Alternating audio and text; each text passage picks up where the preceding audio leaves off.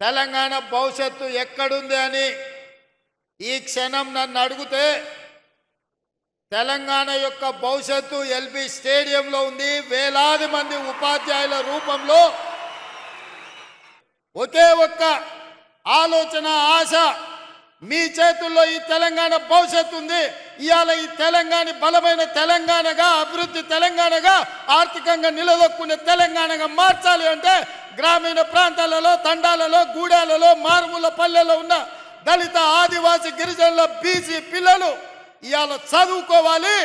వాళ్లకు చదువు చెప్పి వాళ్ళని డాక్టర్లుగా, లాయర్లుగా, ఇంజనీర్లుగా, ఐఏఎస్, ఐపీఎస్లుగా తీర్చిదిద్దే బాధ్యత మీ మీద ఉంది. అందుకే ఈ తెలంగాణ భవిష్యత్తు మా చేతుల్లో కాదు, మీ చేతుల్లో ఉందని చెప్పడానికి నేను ఇవాళ ఈ సమావేశాన్ని ఏర్పాటు చేసిన. బడ్జెట్కు సంబంధించి విద్యకు ప్రాధాన్యత ఉండాలి అని చెప్పి 7.3% ఈసారి విద్యకు 21,000 కోట్ల పైగా ఈరోజు విద్యకు నిధులు కేటాయించడం జరిగింది. కొన్ని వాస్తవాలను కూడా ఈరోజు మనం మాట్లాడుకోవాలి.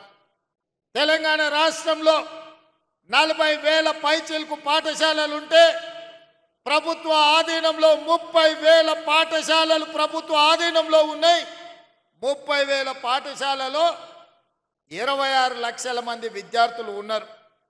కానీ అదే ప్రైవేట్లో 10,000 పాఠశాలలు ఉంటే 33 లక్షల మంది విద్యార్థులు ఈరోజు ప్రైవేట్ పాఠశాలల్లో చదువుకుంటున్నారు.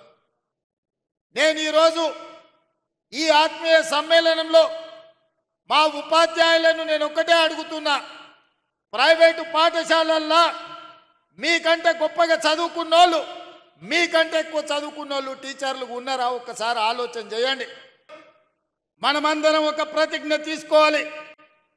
పోయిన సంవత్సరానికంటే ఈ సంవత్సరం ప్రభుత్వ పాఠశాలల్లో 2 లక్షల మంది విద్యార్థులు తక్కువ చేరికలు జరిగినాయి.